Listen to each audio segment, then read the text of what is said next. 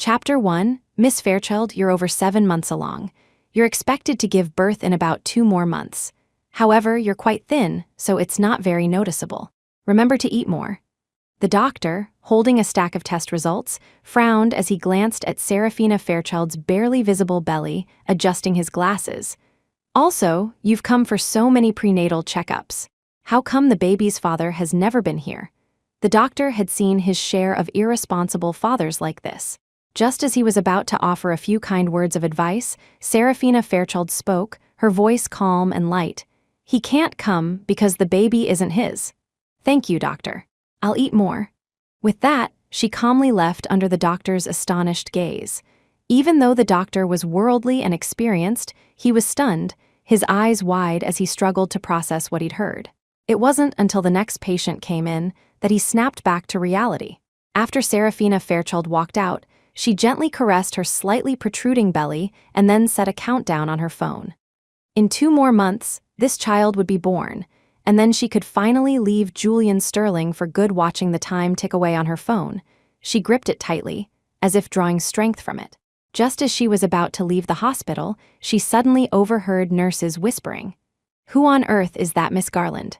Just for a common cold, CEO Sterling booked an entire floor for her and even had the hospital director attend to her." Hearing the familiar name, her heart skipped a beat. The next moment, around the corner, she saw 2 familiar figures. Clara Garland sat on a bench, her face slightly flushed, while Julian Sterling knelt before her, his large hands gently massaging her ankle. Those eyes, usually so cold, were now overflowing with tenderness. It wasn't until Serafina Fairchild approached and appeared before him that he froze for a moment, withdrew his hands, and slowly stood up. When his gaze met hers, the tenderness in his expression lessened somewhat, and he explained lightly. "Clara coughed a few times last night. I was worried, so I brought her in for a checkup. She just finished and accidentally twisted her ankle, so I was helping her with it." Hearing this, Serafina Fairchild caressed her own belly, mocking herself inwardly. The child in her womb was already 7 months along, yet he still hadn't noticed. Clara Garland merely coughed a few times, and he was this anxious. But it didn't matter anymore. The child in her belly wasn't his anyway. She subtly curled the corners of her lips, her tone calm. "Oh, I wasn't asking about that." Julian Sterling frowned, his thin lips moving. Before he could speak, Serafina Fairchild preempted him with the words he so often used. "I know, Clara Garland is an old friend of yours. You should take care of her." A faint, indifferent smile played on her lips, which Julian Sterling found somewhat unsettling. He frowned, studying her intently. Lately, he had inexplicably felt that ever since that incident, she seemed indifferent to everything. A strange feeling stirred in his heart. His gaze then fell on the stack of test results Serafina Fairchild was holding. "What are you doing at the hospital? Are you unwell? Why didn't you tell me?" "I'm fine." Serafina Fairchild discreetly stuffed the test results into her bag and then casually replied, "Just here for a checkup." A checkup. She clearly hadn't come from the checkup department. Julian Sterling sensed something amiss. His deep eyes stared at her, trying to find any clue on her calm face. Just as he was about to press further, Clara Garland suddenly took his hand. "Jules, my X-ray results should be out soon. Will you come with me, please?" Julian Sterling turned to see Clara Garland's gentle face, his brow softening slightly. He agreed with a "okay," then looked at Serafina Fairchild. "You can go ahead. I'll go back after I accompany Clara for her examination." With that, he didn't spare Serafina Fairchild another glance and helped Clara Garland walk inside. Serafina Fairchild indifferently withdrew her gaze, letting them walk away, and simply headed outside. Sitting in the car on the way home, she leaned against the window, watching countless scenes fly by as memories flickered through her mind. In the beginning, she and Julian Sterling weren't like this. The Fairchild and Sterling families were joined by a commercial marriage. Although Julian Sterling was cold and distant, pushing people away, he had treated her reasonably well after they married. A man of such top-tier background and looks would proactively keep his distance from all women, would bring her favorite roses home from work, and would hold her in his arms during thunderstorms, whispering, "I'm here, don't be afraid." So, even though it was an arranged marriage, she couldn't help but fall in love with him. But 3 years into the marriage, she gradually realized something was wrong. In those 3 years, they had never once been intimate. She had always thought it was because he was cold by nature and uninterested in such things, until Julian Sterling came home one night, blind drunk, unusually out of sorts, holding her and repeatedly calling out, "Clary." Only then did she learn that before their arranged marriage, he had a first love he adored, named Clara Garland. They were young and didn't understand love. After a disagreement, they broke up, and Clara Garland went abroad and married someone else. But Julian Sterling had never forgotten that relationship. Since he couldn't marry her, he felt he could marry anyone, but he couldn't get over the hurdle in his heart and had remained celibate for her. Later, she found a thick stack of plane tickets in his study. The uninterrupted dates clearly showed that he flew to see Clara Garland every month. A drawer full of letters written to Clara Garland further expressed his unceasing longing for her. Seeing all this, Serafina Fairchild felt utterly broken. She could accept a husband who didn't love her. After all, she could try, little by little, to melt his heart. But she couldn't make a husband who had someone else in his heart fall in love with her. Distraught, Serafina Fairchild went home to discuss divorce with her parents. But Arthur and Alina Fairchild produced the marriage contract, telling her that the marriage had conditions. Divorce was possible, but only if she first bore a child for the Sterling family. Otherwise, she would have to pay 10 times the bride price. What an astronomical sum that was. Even if the entire Fairchild family was sacrificed, they couldn't afford it. Serafina Fairchild had never imagined that in this marriage, she had essentially been sold to the Sterling family. Arthur and Alina Fairchild cried and knelt, begging her, "We know we were wrong to hide this from you. Mom and Dad were wrong." But the family company was struggling, and only by marrying into the Sterling family could we secure the capital. Now that it's done, even if you want a divorce, you have to have a child with Jules. Think about the family holding the marriage contract. Serafina Fairchild felt it was both tragic and laughable. Her parents considered the family, the Sterling family considered their lineage, but who considered her? Helplessly, she cast aside all her pride and repeatedly tried to get close to Julian Sterling, solely focused on conceiving a child. But each time, he refused. His heart was only for Clara Garland. He flew abroad every month to see her. Soon after, Clara Garland divorced and returned to the country, and he directly brought the homeless Clara into their home. Unexpectedly, on Clara Garland's first night in the Sterling house, she walked in on Serafina Fairchild trying to seduce Julian Sterling. Seeing this, Clara Garland's eyes reddened, and she quickly ran off. Julian Sterling hurriedly chased after her. Serafina Fairchild clung to his clothes, refusing to let him go. "Jules, Mom and Dad are urging us to have a child soon. Just once, just give me one chance." At that moment, the expression on Julian Sterling's face was one she had never seen before. He angrily and anxiously shook off her hand. "I've told you many times, I'm not interested in this sort of thing, Serafina Fairchild. If you really want to have a child, go have one with someone else." Watching his retreating figure as he hurried after Clara Garland, Serafina Fairchild's heart turned to ash. That day, she sat by the window all night, crying until she had no tears left. When dawn broke, his words echoed in her mind, and she came to a realization. Yes, the contract only said she had to have a child to get a divorce, but it didn't specify that it had to be Julian Sterling's child. So she went to a bar, randomly picked a man, and got pregnant. "Julian Sterling, as you wished, I really did have a child with someone else. And soon, I'll be able to leave you." Chapter 2, after returning home, Serafina Fairchild put away the checkup reports and began packing her luggage. It would be inconvenient to pack once her belly grew larger. She went back and forth several times, laying out clothes on the bed, sorting out what she would take. When Julian Sterling arrived home, he saw this scene. He frowned, looking at Serafina Fairchild busy packing in the walk-in closet. "What are you doing?" "The season's changing. I'm getting out the clothes I'll need." Her hands didn't stop moving as she answered calmly and casually. He felt something was off. Just as he was about to speak, the butler approached with a gown. "Sir, this is the globally limited edition gown you ordered some time ago. It was delivered today." Julian Sterling glanced at it and gestured for the butler to give it to Serafina Fairchild. "This dress is for you. There's a business gala tomorrow night. You're coming with me." The mermaid gown, adorned with countless tiny diamonds, caught her eye. The gown was beautiful, but it didn't suit her current state. Just as she was about to speak, Julian Sterling suddenly said, "Your style seems to have changed recently." He narrowed his sharp eyes, carefully observing her. "You seem to prefer loose-fitting clothes lately."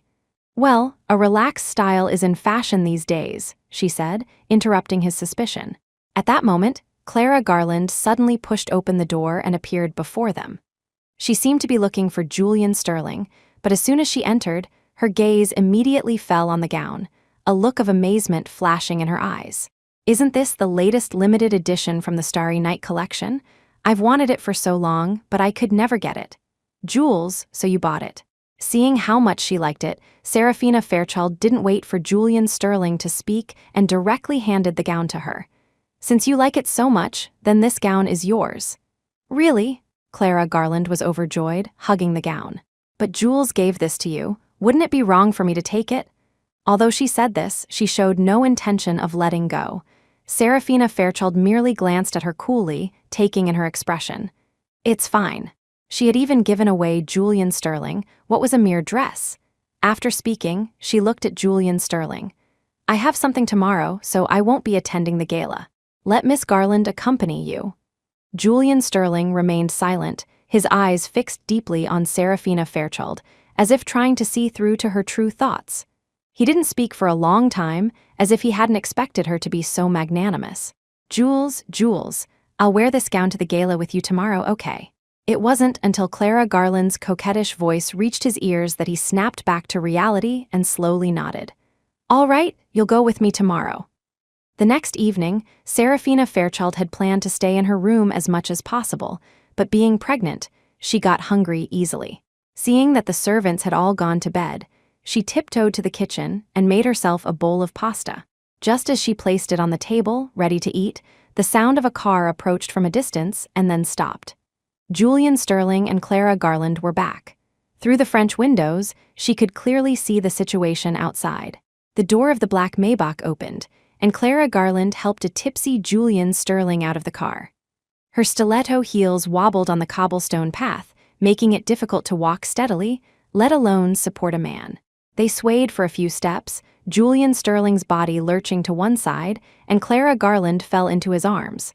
She bumped into his chest, her lips stopping just 2 centimeters from his, almost kissing him. Meeting his deep eyes, she couldn't help but blush, her gaze a little evasive. An ambiguous atmosphere spread between them. As Clara Garland tried to get closer, Julian Sterling suddenly sobered up a bit and gently pushed her away. He pressed his throbbing temples and walked steadily towards the main door.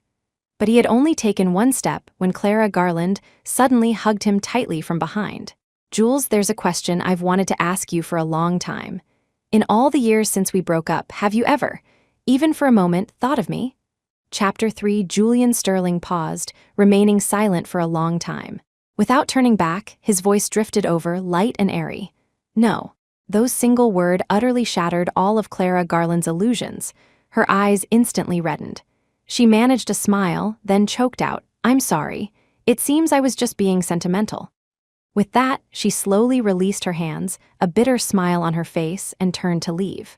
But Julian Sterling suddenly spun around and pulled her fiercely into his embrace. His voice was hoarse as he whispered, "Not for a moment. Every moment, every minute, every second I was thinking of you, not far away." Serafina Fairchild watched, and suddenly tears streamed down her face as she laughed. Even when they were miles apart, he would secretly go to see Clara Garland time and time again. Every moment he was by her side, he was thinking of Clara Garland. Now, right at their doorstep, he had confessed his feelings directly. Just wait a little longer, she thought, just a little longer, and they would soon be able to reconcile as they wished. Joy erupted in Clara Garland's eyes, her excitement palpable. Then Serafina Fairchild didn't watch any longer. After a few simple bites of her pasta, she returned to her room. Half an hour later, Julian Sterling pushed open the door to her room. He rubbed his brow, a faint sweet and sour scent of hangover soup clinging to him. The first thing he saw was Serafina Fairchild sitting in front of a brazier, throwing something into it. Upon closer inspection, he realized it was a pink diary she was tossing into the flames. The fire consumed the paper, making the words almost illegible. But he recognized it at once. It was the marriage diary Serafina Fairchild used to write. He had accidentally discovered this diary while organizing the bookshelf. Opening it, he found it densely filled with Serafina Fairchild's expressions of love for him. I thought there would be no feelings in a commercial marriage, but I didn't expect to fall for him. He smiled at me gently today. This smile was different from before. Does it mean he feels something different for me too? Serafina Fairchild loves Julian Sterling very, very much. Such thoughts were meticulously recorded in the diary, carrying all her emotions. When he returned the diary to her, she had been very shy but had never hidden her love. Now, she was suddenly burning it all. Julian Sterling rushed forward, instantly sobering up. "Why are you suddenly burning this?" Serafina Fairchild looked up, a calm, faint smile on her face. "No reason. It got moldy, so I burned it." Saying this, she watched the flames gradually die down until only ashes remained in the brazier, then slowly and meticulously cleaned it up. He watched her movements, silent for a long time, his heart aching dully. She, however, remained oblivious. She glanced at him. "It's late. Time to rest." With that, Serafina Fairchild lay down on her side of the bed, turned off the bedside lamp, and closed her eyes, trying to fall asleep, completely ignoring the reaction of the person behind her. A body exuding a cool fragrance approached, lying beside her, instinctively reaching out to embrace her. But she subtly turned over, avoiding him, curling up to minimize contact with the person behind her. Julian Sterling opened his eyes, glanced at his empty embrace in the darkness, and his heart suddenly tightened. The weekend was the Sterling family's monthly dinner, a very important occasion. Everyone in the Sterling family of any note had to attend. Serafina Fairchild was no exception.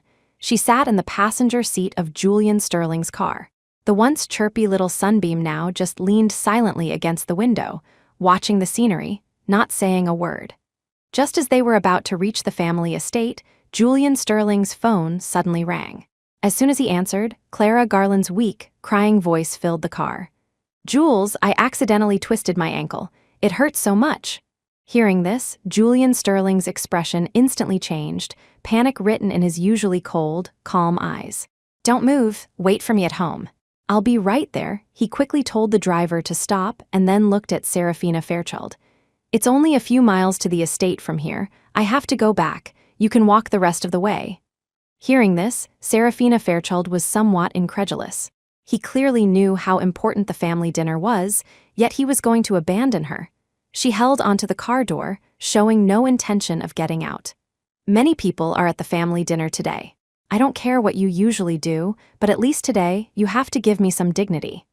Clara Garland should see a doctor for a twisted ankle, not you. I'll send a doctor to see her now. Even if you love her that much, you don't need to be this anxious." The atmosphere in the car froze for a moment. Julian Sterling's tone instantly turned grim. "What nonsense are you talking about? We're just friends now. What love are you talking about? I have to go. You can handle things at the estate." As soon as he finished speaking, his face cold, he decisively opened Serafina Fairchild's car door. Get out, Chapter 4. In the end, Serafina Fairchild was still forced out of the car. The car sped away, leaving her standing by the roadside in the cold wind, her eyes red as she wrapped her coat tighter. Only 2 months left. Why couldn't he bear it for just a little while longer? She laughed self-deprecatingly, almost able to imagine how the people at the family estate would criticize her. The road was empty, with hardly any vehicles passing by.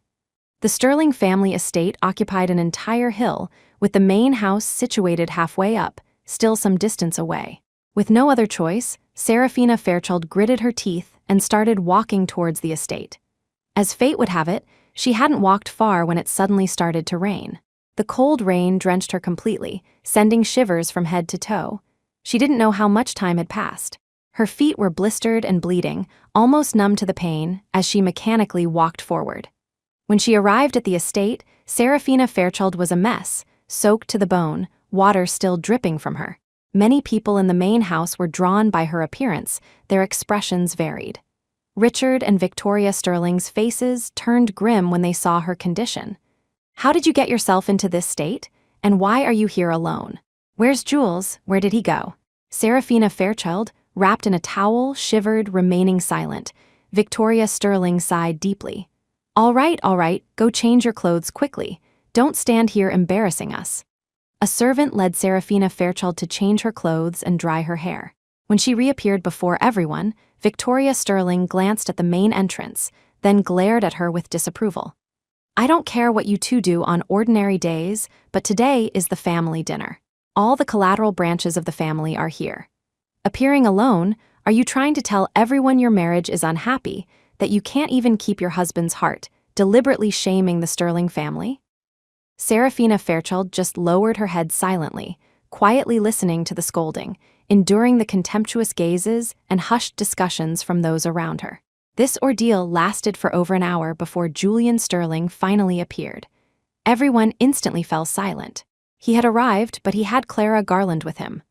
Clara Garland was beaming, clutching Julian Sterling's sleeve, clinging to him dependently. In an instant, everyone around looked at Serafina Fairchild, many with a hint of pity in their eyes. "Clara, sit next to me." Julian Sterling, however, paid no heed and directly had a servant add a chair and a set of tableware next to his seat. Everyone's seat at the family dinner was fixed. This was undoubtedly a slap in Serafina Fairchild's face. She lowered her head, clutching her chopsticks, a strained smile on her face. Julian Sterling, as if oblivious to the undercurrents, unconcernedly served Clara Garland food and peeled shrimp for her. "You love seafood the most. These should suit your taste." The bowl in front of Clara Garland piled higher and higher. She demurely said, "That's enough, Jules, I can't finish it. You don't need to give me any more." Only then did he stop. Due to her pregnancy, the smell of seafood was particularly strong to Serafina Fairchild at that moment. The fishy scent of the sea breeze wafted into her nostrils. Serafina Fairchild put down her chopsticks, her stomach churning, acid refluxing, feeling extremely unwell. For the first time, she so rudely dropped her chopsticks, covered her mouth, and rushed to the side, dry heaving repeatedly. Tears welled at the corners of her eyes, her face flushed red, her hand pressed tightly against her chest as she leaned against the wall, retching. Many people saw her like this and discussed it with smiles. "Serafina looks just like I did when I was pregnant. Do you think she might actually be?" "Yes, I think so too." Hearing this, Julian Sterling's expression changed drastically. His face instantly darkened, and an icy chill emanated from him. Ignoring Clara Garland beside him, he quickly rose and strode over to Serafina Fairchild, gripping her wrist tightly, his voice trembling with disbelief as he questioned, "You're pregnant?" Chapter 5. After vomiting until there was almost nothing left, Serafina Fairchild finally felt a little better. However, her small face was still as pale as paper. With her free hand, she took out a medicine bottle from her pocket and gave a self-mocking tug at the corner of her lips. "Julian Sterling, I'm not in good health. I've always had stomach problems. Have you forgotten? Besides, pregnant, you've never even touched me. Whose child would I be pregnant with?" Seeing the stomach medicine bottle in her hand, Julian Sterling suddenly came to his senses. Yes, she did have stomach problems. Moreover, nothing had ever happened between them. How could she be pregnant?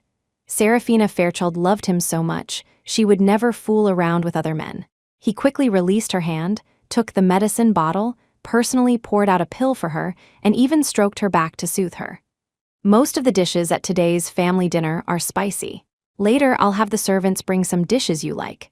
Seeing this, Clara Garland, standing behind him, froze, biting her lip hard, her fists clenched with jealousy. After glancing around to make sure no one was paying attention to her, she swayed unsteadily. Jules, before she collapsed, she didn't forget to call out Julian Sterling's name. Hearing Clara Garland's voice, Julian Sterling quickly turned around, just in time to see her faint. "Clara," he rushed over to catch her, scooped her up in his arms, and then, disregarding everyone's expressions, hurried out. Serafina Fairchild watched his departing figure, her expression calm. The family dinner ended on a sour note. Back home, due to being drenched in the rain and her weakened state, Serafina Fairchild developed a high fever. Her temperature remained stubbornly high, but fearing it would affect the baby in her womb, she dared not take any medicine and could only endure it. Her dry throat felt like a broken bellows, and even speaking a single word was excruciatingly painful. Her whole body was exhausted and weak. Trying to reach the water glass on the bedside table was an immense effort. After trying for a long time, she accidentally knocked the glass over, and it shattered. No water to drink and no strength left. She burned with fever, delirious, all night long. And throughout that entire night, Julian Sterling did not return. By the time she finally regained consciousness, it was already broad daylight. She struggled to get up, poured herself a glass of water, and wanted to pick up her phone to check the time, but accidentally clicked on Clara Garland's updated social media post. "You're still the same as before. Whenever I get sick, you don't go anywhere and just stay by my side." The accompanying photo showed a man's large, well-defined hand possessively holding a woman's small hand. The blissful atmosphere of the two in the photo starkly contrasted with Serafina Fairchild's loneliness. She remembered how, whenever she used to get sick, the most Julian Sterling would say was, "Let my assistant accompany you. I'm busy with work, I don't have time." Back then, she was too foolish, thinking he was just naturally cold and busy with work, and that she shouldn't bother him with such trivial matters. She never expected him to be so different with Clara Garland. So, specific love was reserved for specific people. Serafina Fairchild gave a self-mocking smile, then calmly closed her phone, no longer paying attention to anything about them. Chapter 6. For many days, neither Julian Sterling nor Clara Garland returned. Serafina Fairchild didn't care at all, quietly packing all her luggage. Pregnant women tired easily, so she would pack for a short while and then rest. Suddenly, Eleanor Fairchild called. Serafina Fairchild hesitated for a moment before answering. On the other end, Eleanor Fairchild's voice was anxious. "Sierra, dear, your birthday is in 3 days. How do you and Julian plan to celebrate it? You're another year older. You still need to hurry up and have a child as soon as possible. You should remember the marriage contract our Fairchild family signed with the Sterling family, right? Sierra, you can't be too willful. You should also think more about the family." "I know, Mom, don't worry." Serafina Fairchild spoke calmly, interrupting Eleanor Fairchild's nagging. "There will be a child in another month." Hearing this, Eleanor Fairchild instantly fell silent, extremely surprised. She was stunned for a long time before asking, "You're pregnant? Even if you're pregnant now, you can't give birth in just 1 month, can you? You'll find out then." With that, she hung up the phone without hesitation. On the other end, Eleanor Fairchild was utterly confused, unable to react for a long time. Serafina Fairchild, however, just stared blankly at her luggage, caressing her belly. On the night of Serafina Fairchild's birthday, Julian Sterling did not return. In previous years, he had never missed her birthday. Although he wouldn't say any cheesy sweet nothings, he would still prepare surprises for her. Now that Clara Garland was divorced and back in the country, he no longer cared about anything not this home, not her, his wife. But it didn't matter. She didn't care about him anymore either. Serafina Fairchild bought a birthday cake, sat alone at the table, turned off all the lights, and lit the candles. Her phone played Happy Birthday beside her. She closed her eyes and silently made a wish. "I hope that from now on, every day, Serafina Fairchild can be free, uninhibited, and live for herself." It was the simplest of wishes, yet unattainable for her at present. Serafina Fairchild slowly ate the birthday cake, bite by bite, wishing herself a happy birthday. After finishing the cake, just as she was about to go upstairs, Julian Sterling suddenly pushed open the door and returned. Seeing him alone, Serafina Fairchild was a little surprised. "Where's Clara Garland?" Julian Sterling took off his coat and casually placed it on the nearby coat rack. "The Garland family's house is ready. She doesn't need to live here anymore." Serafina Fairchild froze for a moment, somewhat surprised. "You didn't try to keep her?" "What do you mean?" He frowned, stopping his movements to look at her face. Unfortunately, her expression was too calm, making it almost impossible to discern her feelings when she said that. After a moment of silence, Serafina Fairchild just shook her head, said nothing more, and walked upstairs. At this moment, Julian Sterling passed by the kitchen and smelled the rich, sweet aroma of cake, instinctively frowning. "Why are you eating cake in the middle of the night? You know I don't like the smell of desserts." Serafina Fairchild stopped again. After a moment of silence, she glanced at the wall clock and then slowly said, "Yesterday was my birthday." The hour hand had already passed 12, her birthday was over. Julian Sterling also subconsciously looked at the clock. Seeing the time was 12:20 a.m., his expression immediately changed. "I'm sorry. Clara has been hospitalized these past few days, and I've been with her. I forgot your birthday. I'll make it up to you in a few days." He apologized sincerely, but Serafina Fairchild shook her head indifferently. There's no need. No, it's my fault, I forgot. I must make it up to you. He insisted. She didn't care and went straight upstairs. Chapter 7. A few days later, Julian Sterling had his assistant meticulously prepare a candlelight dinner and also made up for it with several birthday gifts. The jewelry and bags were all the latest and most fashionable limited editions, with staggering price tags. Serafina Fairchild sat at the table, looking at the romantic meal with a table covered in fresh flowers, feeling somewhat puzzled. She didn't know what he was trying to do, so she just asked directly, "Have you and Clara Garland been arguing recently?" Only then would he have time to do these things for her. Julian Sterling stopped cutting her steak, frowning. "What does this have to do with Clara? You're my wife. Isn't it natural for me to prepare a birthday surprise for you?" "Wife? How ridiculous." Serafina Fairchild smiled. "Wife. A wife you haven't shared a bed with for 3 years." Julian Sterling's movements faltered slightly. He was silent for a few seconds before saying, "There were reasons for not sharing a bed before." Reasons? She understood. He had to remain celibate for Clara Garland. She said nothing. Seeing her silence, he spoke again, his tone a little softer. "I will fulfill my marital duties from now on, but will have to wait for a month." A month later. By then, she would have given birth to her child, divorced him, and be ready to embrace a brand new life. What marital duties would she need him to fulfill? She just didn't understand why he, who had insisted for 3 years, had suddenly relented. Could it be that Richard and Victoria Sterling were pressuring him to have children again, and he said this to protect Clara Garland, so his parents wouldn't target her? Just as she was about to ask, Julian Sterling suddenly received a phone call. After hanging up, he looked at Serafina Fairchild hesitantly, unsure whether to speak.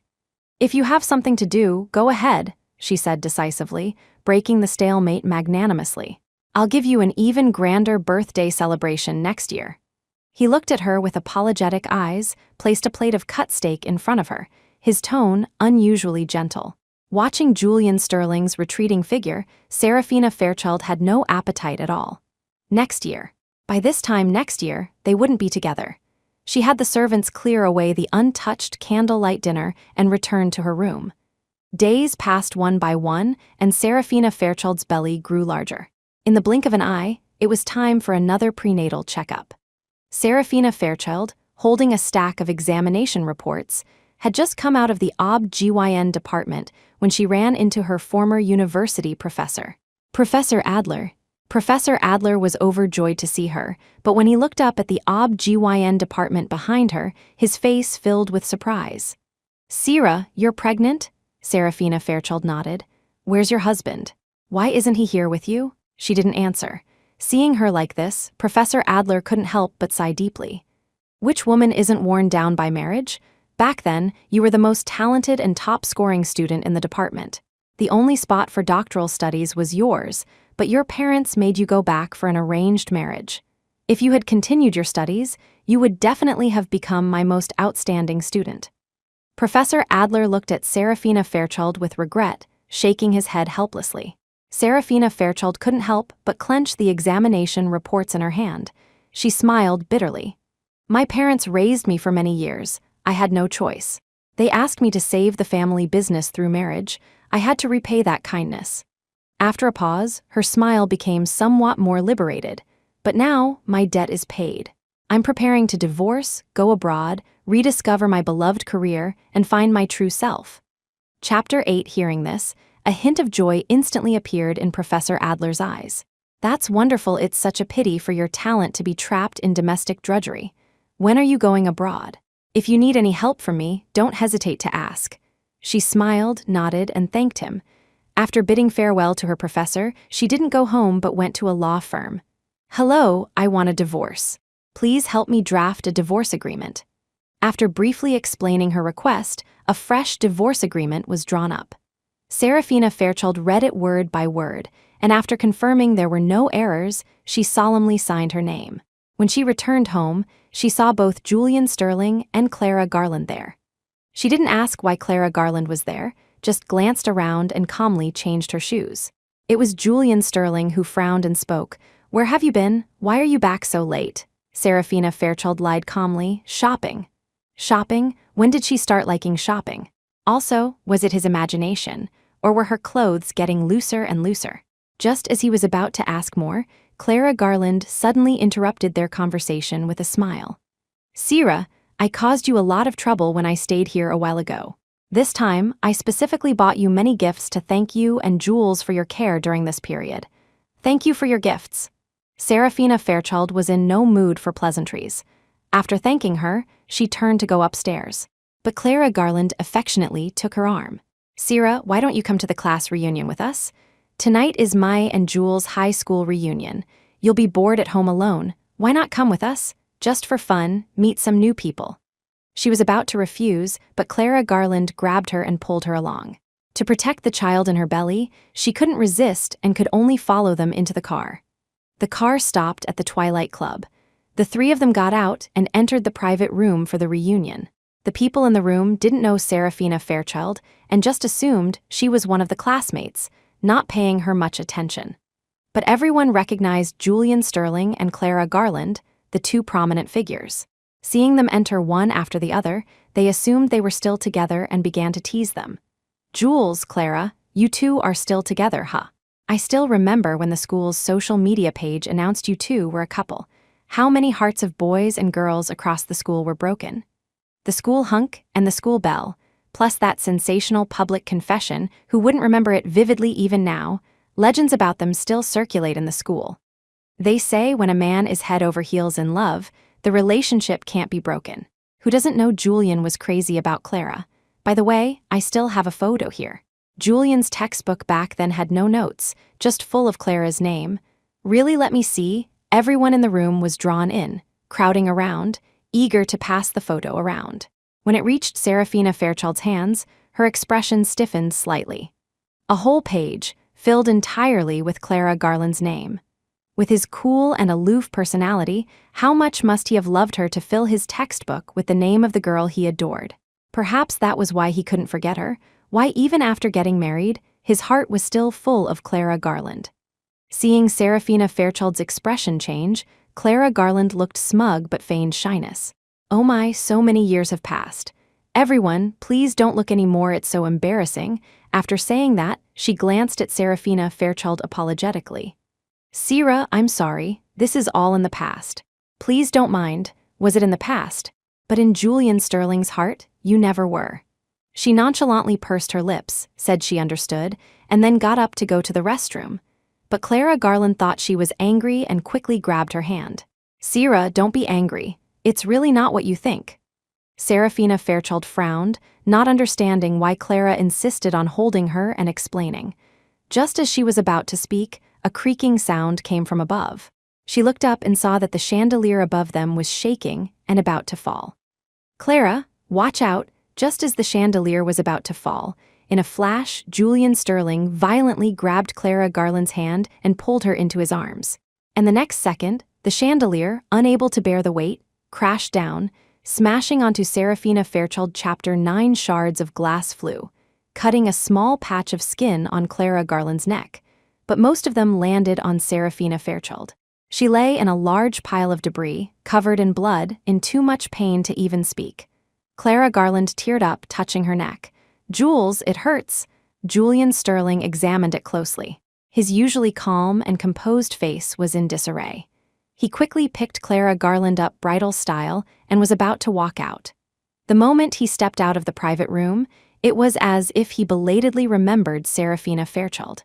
Sierra, I'll have my assistant send you to the hospital later. He didn't even turn around. After saying this, he hurried out the door. The people in the private room looked at each other, none wanting to take responsibility, and also left one by one. Serafina Fairchild gritted her teeth, struggling to get up, but after many attempts, she failed. Time ticked by, minute by minute, and the assistant still hadn't arrived. Watching the blood flow more and more, a sudden pain shot through her abdomen, growing more intense and frequent. Oh no. She was about to give birth. Her entire body felt as if it were being torn apart, an intense pain engulfing her. Serafina Fairchild panicked and quickly fumbled for her phone in her pocket, dialing 911. She spoke intermittently, taking almost a minute or two to clearly state the address. She didn't know how much time passed. Her consciousness grew increasingly blurry until she finally heard the sound of an ambulance. Meanwhile, when Julian Sterling had booked an entire floor of the hospital, he happened to overhear the nurses on duty gossiping. "Did you hear? There was a pregnant woman today who was really lucky to be alive. She was about to give birth and got hit by a chandelier, covered in blood. Tusk tusk, so tragic. I don't know how her husband does it, not protecting a pregnant woman properly. Luckily, she had great fortune and successfully delivered the baby. But even after the baby was born, her husband didn't even come to see them."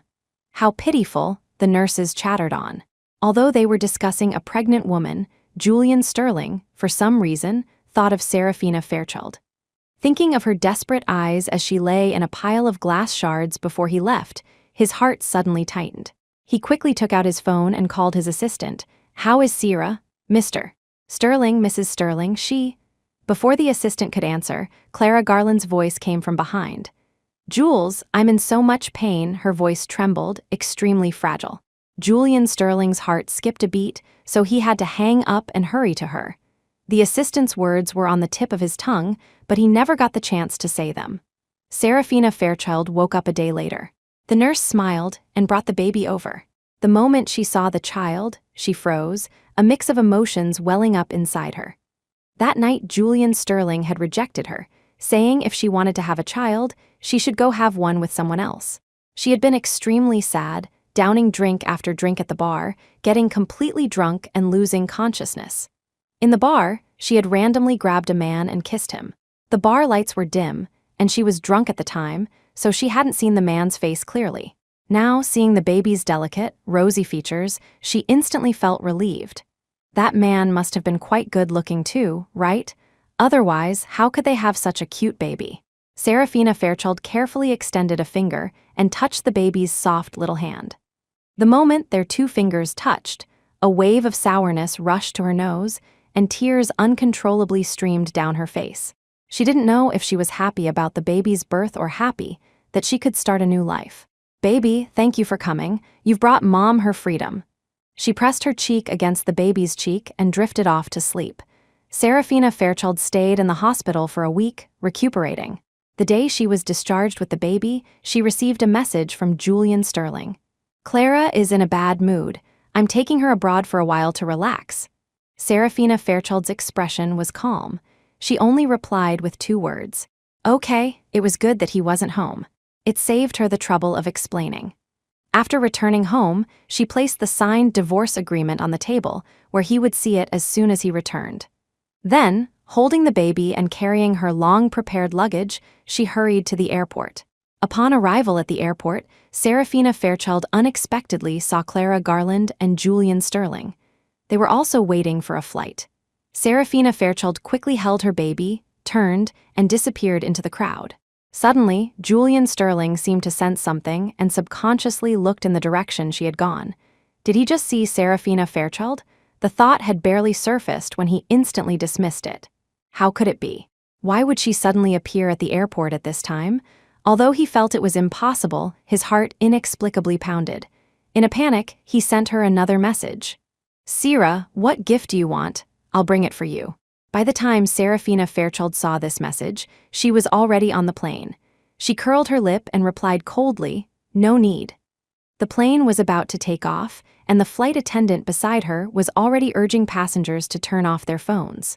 Serafina Fairchild held her baby tightly and whispered, "Wait, I'll send one last message." She took out her childbirth surgery bill from her bag and took a photo. Then, she sent this photo to 5 people. Richard Sterling, Victoria Sterling, Arthur Fairchild, Eleanor Fairchild, and finally, Julian Sterling. "I have already given birth to the child. This marriage ends here. Don't come looking for me. I don't want to see any of you ever again." The moment the message was successfully sent, she blocked and deleted everyone's contact information. As the plane took off from the ground, her heart was full of relief. From now on, she and Julian Sterling had no relationship, and no possibility of one.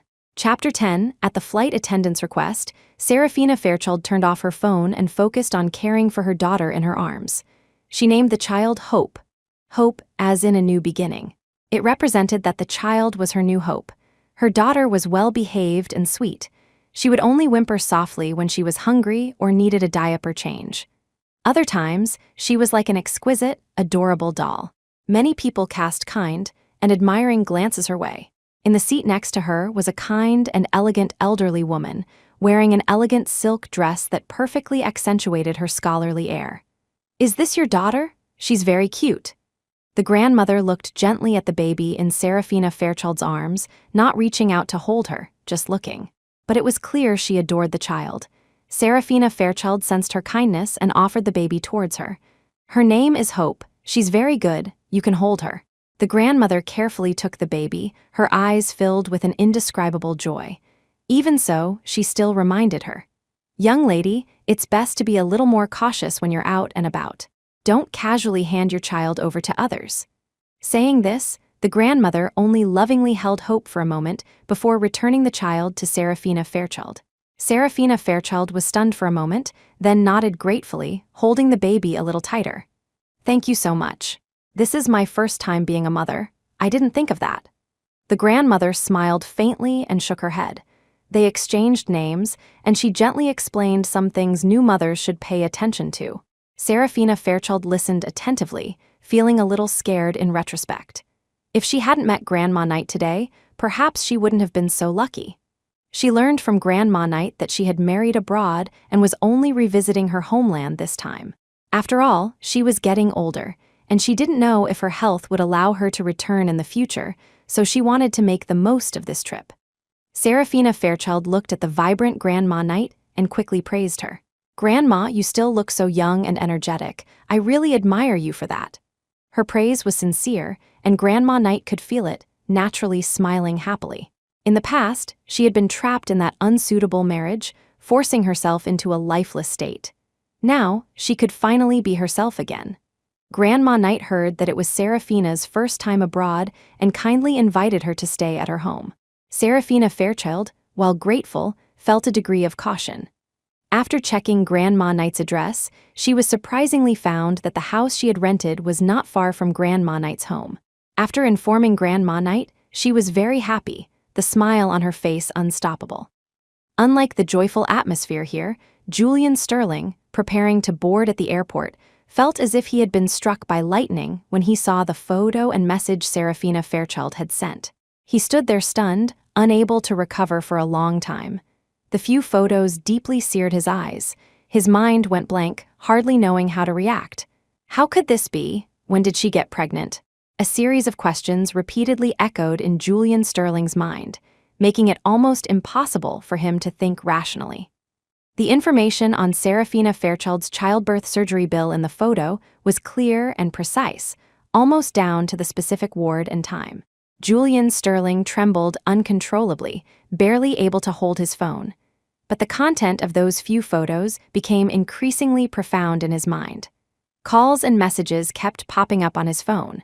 The ringing almost made everyone look his way. He stood there stunned, not moving a single step for a long time. Chapter 11, Jules, we need to board, Clara Garland called back to him several times. The people behind Julian Sterling also cast protesting glances. "Are you going or not? Don't delay our trip. If you're not going, I still have to. I can't afford to waste my time." Seeing the impatient crowd behind them starting to push, airport staff quickly intervened and called Julian Sterling aside. But he was like a wooden man, frozen in place, his chilling aura keeping everyone at a distance. The airport staff were helpless and could only pin their hopes on Clara Garland. Her face turned pale, then flushed, then pale again. Gritting her teeth, she reluctantly urged, "Jules, didn't we agree? You were going to accompany me on a trip to relax. Let's go, shall we?" Clara Garland boldly tugged Julian Sterling's hand, but the phone in his hand suddenly slipped, completely waking him up. "The trip is canceled. Go by yourself." Julian Sterling's voice was so cold it could almost freeze ice. He picked up his phone and rushed out against the crowd. Watching his departing figure, Clara Garland was now also stunned, her face deathly pale. Yet, she couldn't chase after him. She had to stay and deal with the aftermath. Julian Sterling rushed home as fast as he could, but the villa was already empty. Serafina Fairchild's clothes were gone from the wardrobe, and everything related to her in the house had completely disappeared. She had really left. Julian Sterling stared blankly at the much emptier home, feeling dazed, as if he could still vaguely see her figure. She stood in the kitchen, smiling as she busied herself, preparing a sumptuous dinner for him. She stood at the door, holding out her hand to him, asking, "Aren't we going out? Why aren't you leaving yet?" She sat on the sofa, dozing off while waiting for him to come home. But whenever he approached, the figure would instantly vanish. Serafina Fairchild was gone with another man's child. Julian Sterling sank onto the sofa in a daze, almost unable to believe what had happened today. At that moment, the divorce agreement on the table belatedly caught his eye. He had no mind to carefully read the numerous clauses in the divorce agreement and flipped directly to the end. Serafina Fairchild's name was clearly written there. The empty space beside it was for him. Julian Sterling's dark eyes seemed to let in no light as he stared at her name, his hand holding the divorce agreement tightening continuously. "Sira, you want to divorce me?" "Heth, impossible." "I don't agree," he sneered, then tore the divorce agreement into pieces, as if that could bring Serafina Fairchild back. The sound of messages and phone calls never stopped, the photos on the phone screen taunting him relentlessly. Seeing Julian Sterling unresponsive for a long time, Richard and Victoria Sterling couldn't sit still and hurried over. "Jules, where's the child? If Sira wants a divorce, let her." "But our family's child must stay." As she spoke, Victoria Sterling kept searching the house for any sign of the child. They didn't know the inside story. Even Richard Sterling rarely showed such excitement. "Our family finally has an heir." However, Julian Sterling, sitting on the sofa, remained silent. Chapter 12. Victoria Sterling searched for a long time but couldn't find Serafina Fairchild or the child, a growing sense of unease filling her heart. "Jules, Sira didn't run off with our Sterling family's child, did she? Say something. What on earth is going on?" After a long while, he finally moved his dry lips and spoke with difficulty. "The child isn't mine." As soon as these words were spoken, the entire villa fell into a dead silence. "What? The child isn't a Sterling. She cheated?" At this thought, Victoria Sterling almost couldn't stand, her vision blurring, and she fainted directly. Richard Sterling quickly carried Victoria Sterling to a room to rest and called the private doctor. Then he questioned Julian Sterling again. "Julian Sterling, tell me the truth. What exactly is going on?" As if worried that the words he had blurted out would negatively affect Serafina Fairchild, he didn't continue. He just muttered dismissively, "It's nothing. Mom, Dad, you guys go back. I'll handle it." Richard Sterling's anger flared. He pinched the bridge of his nose but still couldn't resist slapping Julian Sterling across the face with full force. "Handle it? What are you going to handle it with? Your wife ran off, and the child isn't even yours. What on earth are you trying to do?" He pointed at Julian Sterling's nose, his voice sharp. Instantly, as if remembering something, he continued, "Is it because of that Clara Garland? Is it because of her that you two had a fight?" Speak, however, Julian Sterling merely lowered his head, remaining silent. Victoria Sterling regained consciousness, but still refused to believe that Serafina Fairchild's child wasn't a Sterling. "Jules, don't joke with Mom and Dad. Did you make Sira angry? Is that why she's lying to you like this?" Richard and Victoria Sterling pressed him from both sides, but received no answer for a long time. Helplessly, they exchanged a look and left, filled with anger. "HMPH, if you won't tell us, then we'll find out ourselves." The villa door closed, and silence returned. Julian Sterling could only swallow the unspoken secret. Only he knew that he and she had never been intimate. The child couldn't possibly be his. He just hadn't expected that Serafina Fairchild would choose to get pregnant with another man's child just to divorce him. When exactly did she stop loving him? Julian Sterling thought bitterly. Clearly, she had loved him so much before. When did she start not caring? He thought back carefully, remembering the birthday she spent alone, the diary she burned, the dress she gave away. Perhaps it was from the moment he told her, "If you want to have a child, go find someone else to have it with," that she completely lost hope. He was so close to giving her an answer, to completely letting go of Clara Garland and starting a normal marriage with her. Why had things turned out like this? His eyes were downcast, his tall figure appearing incredibly fragile. Images of Serafina Fairchild from this recent period seemed to flash before his eyes. Her belly had grown, little by little, almost right in front of him. But she was truly too thin, Pregnancy hadn't made her gain much weight. Her limbs were still slender, just a bit rounder than before. But this version of her was actually much more beautiful than her previous gaunt appearance. It wasn't that he hadn't had his suspicions, but his every suspicion was interrupted by various things, or she would brush it off. In the end, even he himself believed her clumsy lies. Chapter 13. Whose child? Was it really? For a fleeting moment, Julian Sterling almost suspected he had lost a period of memory. Perhaps he had simply forgotten due to an accident that the child was his, that he had wronged Serafina Fairchild. At this thought, he quickly had Marcus Jameson retrieve his detailed travel records for the past year. Fortunately, Marcus Jameson and the driver kept records of many of Julian Sterling's daily itineraries, so it wasn't a difficult task, just a bit troublesome. An entire year's worth of travel records, yet a large portion was related to Clara Garland. Even he himself felt somewhat guilty towards Serafina Fairchild upon reviewing them. Anyone looking at these travel records would find it hard not to be suspicious of his relationship with Clara Garland. Marcus also helped me check Serafina Fairchild's prenatal checkup records and her medical records for the past year. Soon, those records were sent to Julian Sterling. Calculating the time Serafina Fairchild conceived and comparing it with his itinerary, the result was clear. The child couldn't possibly be his. During the time she conceived, he was almost always with Clara Garland, and the number of times he met Serafina Fairchild could be counted on one hand. His memories of that period were also very clear. Not a single day was hazy. Now, he could no longer deceive himself. How could this be? Is there a problem with the records? Marcus, check again. Ray, send them to me. Julian Sterling still insisted, unwilling to believe the obvious answer. After several repetitions, the results were consistent. Actually, it had been obvious for a long time. The child's features in that photo bore almost no resemblance to him. He was type O blood. Serafina Fairchild was type A no matter what. It was impossible for them to have a type OB child. Julian Sterling stared coldly at the photo, his hand gripping the phone tighter and tighter, finally throwing the phone out. The phone hit the wall, the screen shattering into pieces. After it went black, the offensive photo finally disappeared. Only then did he gasp for breath, his vision gradually blurring with tears. Finally, he forced back the tears, his eyes bloodshot and terrifying. "Sierra, you just made a mistake in a moment of confusion. I'll bring you back. It's just a child. If you like it, keep it. If you don't, throw it away. We can go back to how things were, right?" He murmured softly, his deep, magnetic voice like a lover whispering sweet nothings. However, only he could hear the almost threatening tone in his words. His words casually decided a child's fate, as if treating a stray animal that could be summoned and dismissed at will. "I haven't agreed to the divorce. We don't have a divorce certificate. This marriage is still ongoing."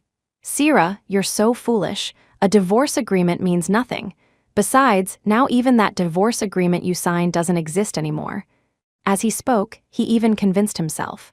However, at this time, Arthur and Alina Fairchild were so anxious they had lost a considerable amount of hair, wishing they could drag Serafina Fairchild back and give her a beating. Such an unfilial daughter did she consider us, her parents, before doing this? Did she consider the survival of the Fairchild family?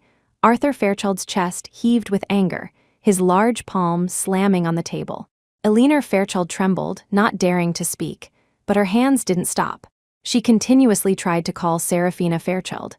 Chapter 14. They had tried every possible contact method, but all efforts were like stones sinking into the sea. Serafina Fairchild was determined not to contact them. Alina Fairchild stared despairingly at her phone, silently praying. "I hope the Sterling family doesn't come to settle accounts with the Fairchilds." As Serafina Fairchild's mother, she also didn't know whose child Serafina was carrying, let alone whether it was Julian Sterling's. The mere fact that she had quietly left with the child was enough to make the Fairchild family lose sleep. There was no way around it. The Fairchild family depended on the Sterling family for survival, so they could only pray. The Fairchilds and the Sterlings had tried every method, but none could reach Serafina Fairchild. Julian Sterling found out her flight information. It turned out that seeing her at the airport was not his imagination. He was so close, he could have brought her back and asked her clearly. but the twists and turns of fate are often so clever, and they missed each other just like that. Serafina Fairchild had flown to Country A with the child. She had been so resolute. Could they ever go back to how things were? Julian Sterling had always been confident, able to strategize and keep everything under control, but when it came to Serafina Fairchild, it was the first time he felt so helpless. Clara Garland, having dealt with the airport matters, returned with tear stains of grievance on her face. "Jules, didn't you say you'd accompany me to relax? And you were supposed to give me an answer in 3 days. We agreed before, on my 26th birthday, you would choose whether to reconcile with me. Only 3 days left. You clearly still have me in your heart. Let's not wait these 3 days, okay?" She held Julian Sterling's hand tightly, pleading, an indescribable panic in her heart. Julian Sterling's eyes were downcast, but he silently refused. Actually, he had already made a decision, hadn't he? The moment he agreed to marry, he and she could never go back to how things were. Not to mention that drunken night, the kiss he rejected. Even with so much reluctance and longing, rationally and emotionally, he had chosen to let go. The aftermath that Serafina Fairchild hadn't seen that night was Clara Garland looking at him expectantly, tentatively asking, "Then can we go back to how we were? You don't like Sierra, and I'm already divorced. We clearly love each other but have missed too much. Let's not waste any more time, okay?" Julian Sterling hesitated for only a moment before slowly pushing her out of his embrace. "Let's wait a bit longer. I haven't thought it through yet. After some time, on your birthday, I'll give you a final answer." He had set a deadline for himself, a deadline to give up Clara Garland. He knew very well that this relationship, which shouldn't continue, was best ended sooner rather than later. Serafina Fairchild was also good. He couldn't wrong her. He had to be responsible for this marriage. So later he told her, "If you insist, I can fulfill my marital duties, but we have to wait for a month." He just hadn't expected that before that deadline. She would give birth to another man's child and leave Julian Sterling's eyes darkened. His heart almost drowned in jealousy. Chapter 15, seeing Julian Sterling remain silent, the panic in Clara Garland's heart grew, and large tears rolled down her cheeks. "Jules, I'm sorry, I shouldn't have said these things. It seems you still have Sierra in your heart. I disturbed you both. I shouldn't have come back. I should just go abroad and continue to wander. Perhaps loneliness is my destiny." As she spoke, she feigned a gesture of leaving, yet each step was extraordinarily slow. 1 second, 2 seconds. She didn't know how many minutes passed, but he still hadn't come to stop her. Clara Garland instantly panicked. Her usual tactic of feigning retreat to advance had failed. Did he really still have Serafina Fairchild in his heart? She couldn't accept this possibility. Anyone who schemed for so long only to end up with nothing would probably go mad. "Jules, for so many years, I've never let go of you in my heart. Don't be so cruel to me, okay? I really can't bear to be separated from you again." Her small face was streaked with tears, her eyes red, looking utterly pitiful. If it were before, Julian Sterling would probably have immediately wiped away her tears and coaxed her gently. However, at this moment, he showed no reaction for a long time. "Do I have Sierra in my heart?" he muttered to himself. Even he himself couldn't give a definite answer to this question. Initially, he chose to accept the arranged marriage precisely because he learned Clara Garland had married, choosing to let go of that relationship and start anew. He had always been indifferent about his marriage partner. But when Victoria Sterling handed him a stack of girls' profiles, he was instantly captivated by Serafina Fairchild's smiling face. So, as if guided by fate, he picked out her personal profile.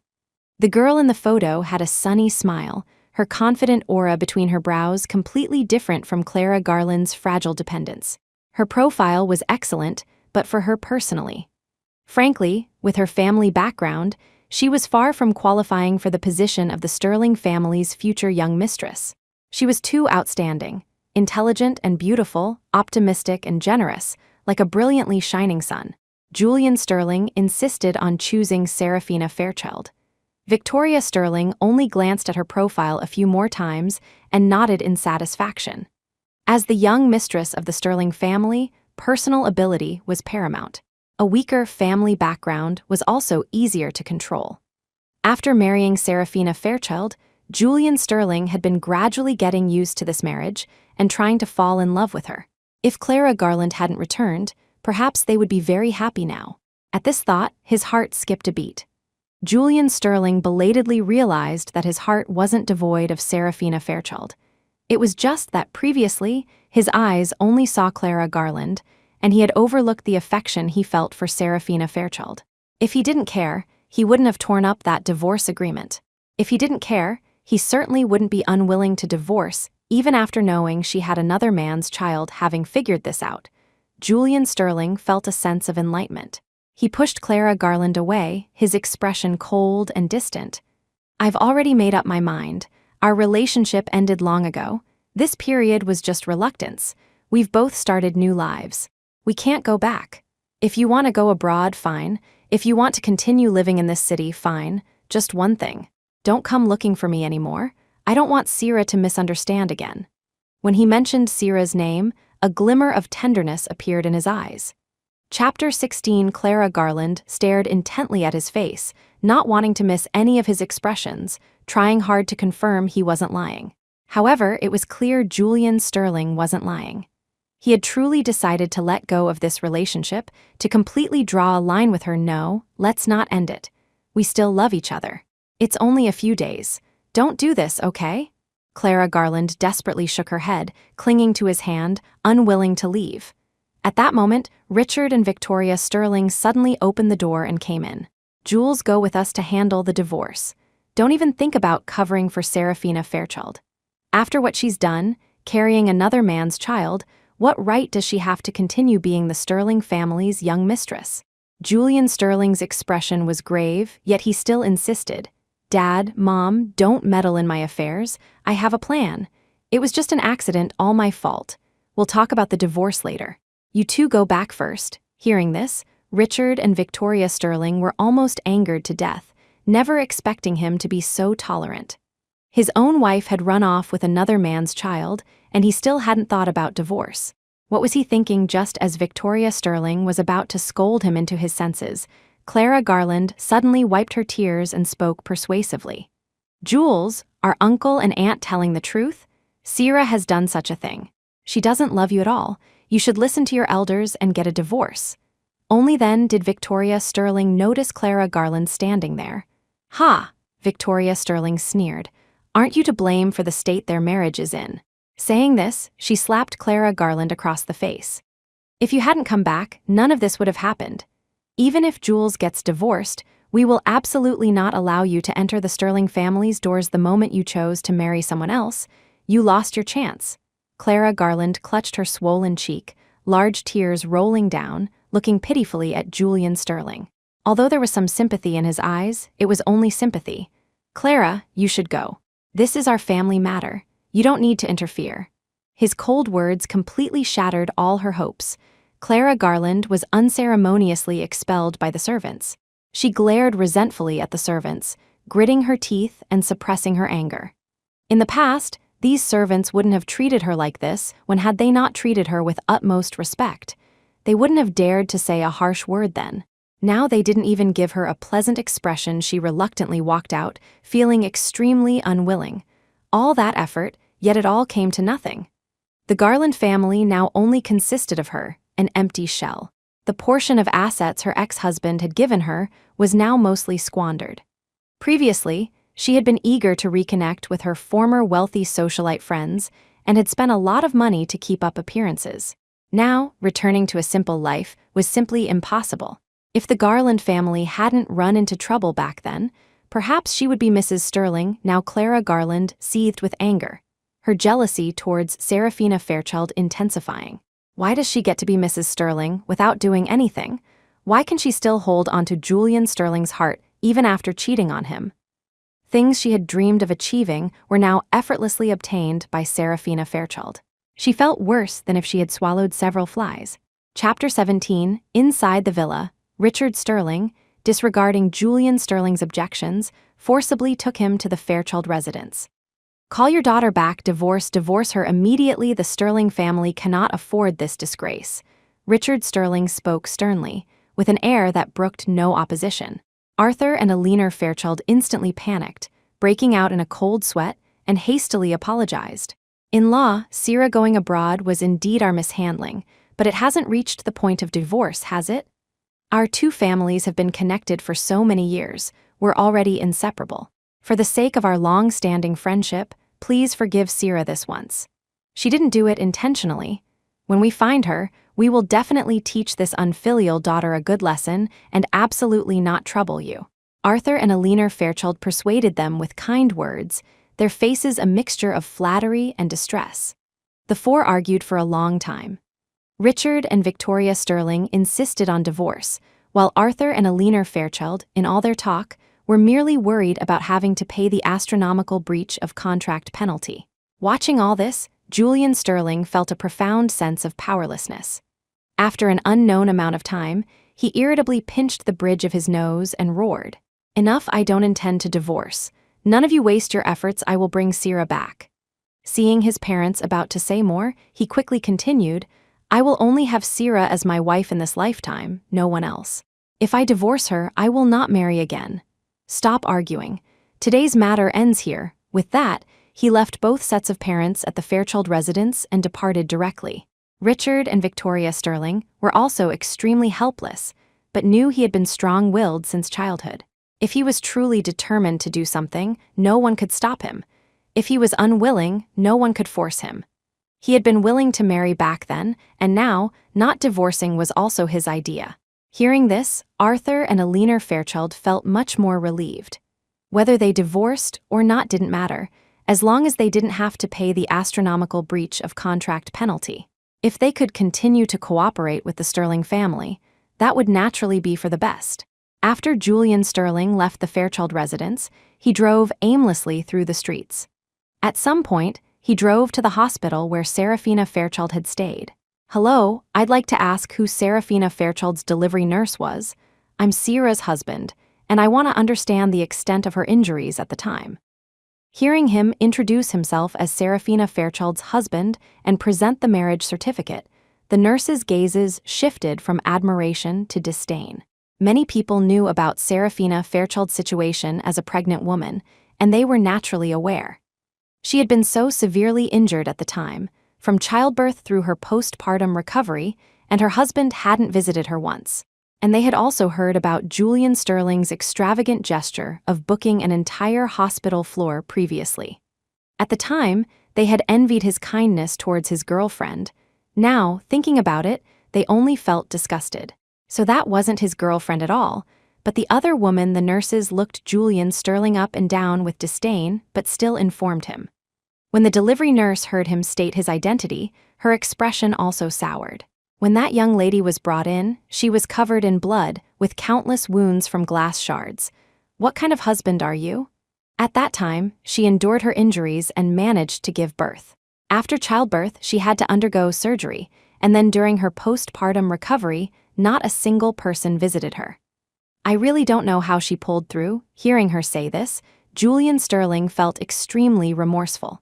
If he hadn't been so indecisive, Serafina Fairchild wouldn't have suffered so much harm, nor would she have lost all hope. How much pain must she have been in at that time? He pressed his chest tightly, feeling an unbearable ache in his heart. Chapter 18, after leaving the hospital, Julian Sterling suddenly received a message from his assistant. "Mr. Sterling, we found it Mrs. Sterling rented a villa in S City, Country A month ago.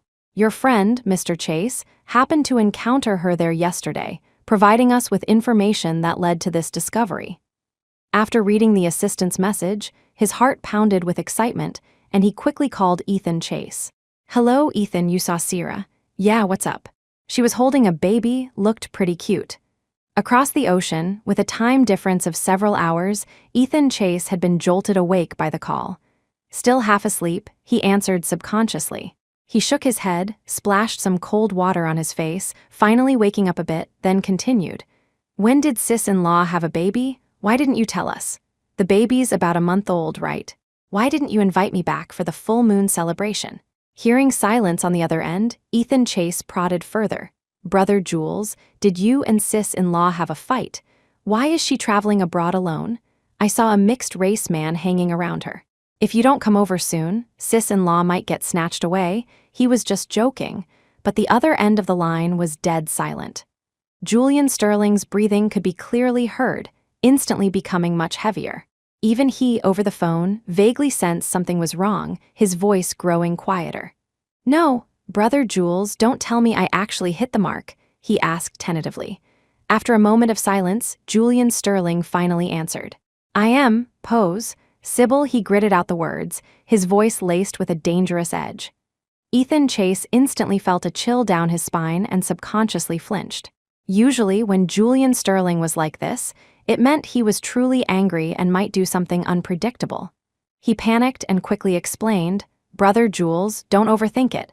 I was just talking nonsense. They're just friends. Nothing will happen. If you fought with sis-in-law, just coax her properly. Sis-in-law has such a good temper, she's easy to coax. She definitely won't be angry with you, especially since she loves you so much."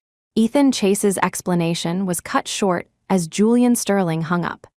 Instantly, he worried intensely that his words might have affected their relationship and quickly tried to call Serafina Fairchild. However, without exception, his contact information had also been blocked and deleted by her. Ethan Chase paced around like a headless fly, extremely anxious but helpless. After hanging up, Julian Sterling forcibly suppressed the anger in his heart, bought a ticket for the next flight to S-City, Country A, and rushed to the airport without even packing. Meanwhile, in S-City, Country A, in a private estate, Serafina Fairchild was holding Hope and going to see Grandma Knight. "Grandma, Hope misses you. She was fussing to come see you. She wouldn't even drink her milk from me. Only you holding her makes her happy." Grandma Knight beamed, quickly taking Hope into her arms, humming a slow, elegant tune to soothe her. Even Reese Knight, who had just returned, couldn't help but remark upon seeing this, "Grandma really hasn't been this happy in a long time." The man's sharp, sapphire blue eyes were now smiling gently, his striking, chiseled features softened with a touch of tenderness. Chapter 19. Although Reese Knight was a long-time resident of Country A, his Mandarin wasn't bad. In fact, his pronunciation had a unique cadence. It wasn't awkward, but because of his deep, magnetic voice, it sounded somewhat sexy, inexplicably making one's ears tingle. He was at least 6'3", yet his build wasn't lanky but broad-shouldered and narrow-waisted, exuding an aura of dangerous allure. "Miss Fairchild, thank you so much." Reese Knight approached, his breathy words whispering into Serafina Fairchild's ear, making her flinch involuntarily. For some reason, when facing him, she always felt her legs go weak. This never happened with anyone else. Unable to understand it, Serafina Fairchild decided not to dwell on it and simply took a few cautious steps away from him. Reese Knight's cool fingertips rested on her shoulder, and he chuckled softly. "What? You seem very afraid of me. Am I that terrifying?" His sapphire eyes held a deep meaning, his gaze intensely invasive, sliding over her inch by inch, as if trying to see right through her. Grandma Knight frowned slightly and chided with a smile. "Reese, behave yourself, don't go too far, then." She turned to Serafina Fairchild with a smile, explaining, "Sera, don't be afraid. He won't do anything to you, he's just a bit cautious." "Yes, I know." Serafina Fairchild nodded understandingly, but still felt a little strange. This was the second time she had seen Reese Knight, but his attitude towards her always seemed strangely ambiguous. There was an inexplicable, eerie sense of familiarity. As if, a long time ago, they had been intimately close. The thought almost startled Serafina Fairchild. She quickly shook her head inwardly. Impossible. He couldn't be that person. Even though she tried to convince herself, she still felt uncertain. That wild night, she had blacked out. When she woke up, the hotel room was empty, leaving only her. She couldn't clearly remember what had happened. Only fragmented images remained in her mind. Just imagining those images made her blush and her heart pound. Serafina Fairchild stared blankly at Reese Knight, those images unknowingly merging with the man before her, giving her a terrible fright. Hiss, carelessly, she bit her tongue, a metallic taste filling her mouth. Reese Knight narrowed his eyes slightly. His large hand cupped her chin, forcing her mouth open. The wound isn't serious, just a small cut." Looking at the small spot of crimson on her tongue, his gaze deepened. He then produced a small vial of medicinal powder from somewhere and carefully sprinkled it onto her tongue. Serafina Fairchild stared at the handsome face so close to hers, her mind blank for a moment, unable to think rationally, her earlobes and neck flushed red. Too close. As if guessing her thoughts after applying the medicine, Reese Knight's Adam's apple bobbed unconsciously. He took a few steps back, creating distance, giving both her and himself a chance to regain composure. Thank you. Serafina Fairchild's gaze flickered, hardly daring to look him in the eye. To erase the wild thought from her mind, she quickly hurried over to Grandma Knight's side, bending down to coo at Hope. Heth. Reese Knight chuckled softly, his fingers by his side unconsciously rubbing together, the medicine vial rolling a few times in his hand, as if still savoring the soft, smooth touch on his fingers.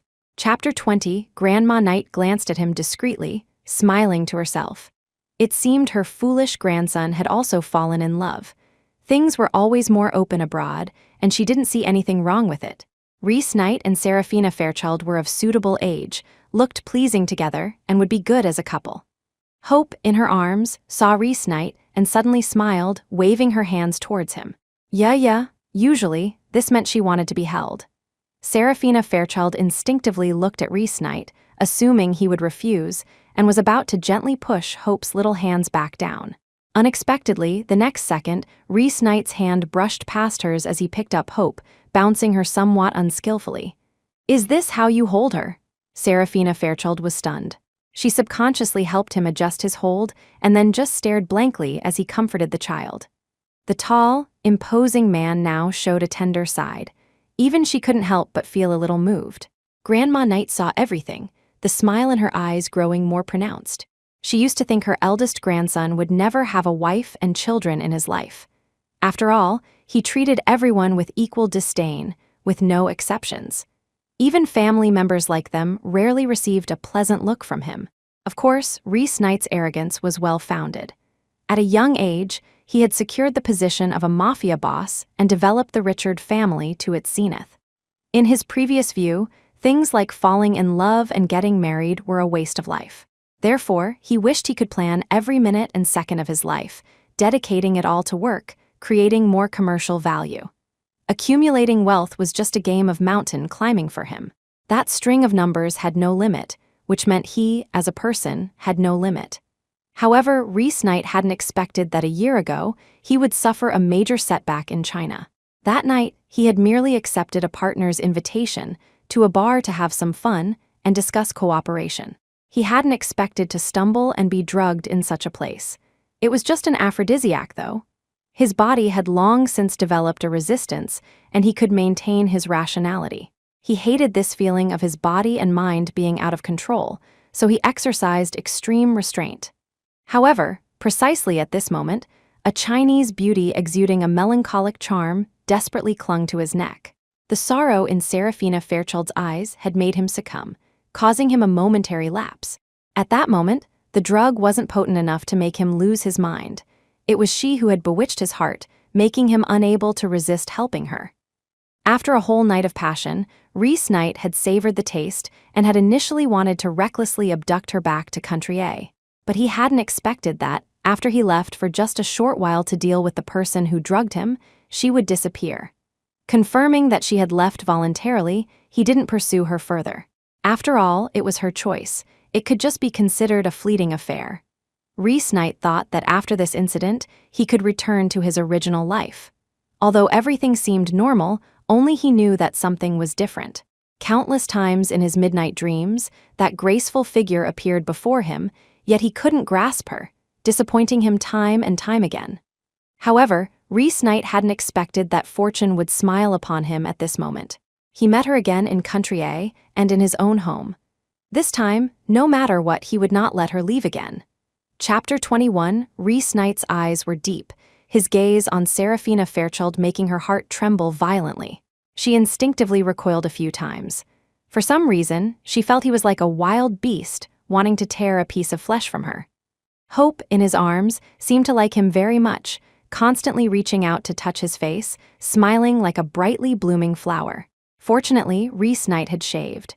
He offered his chin, letting Hope's small hands stroke it, occasionally giving it a gentle squeeze.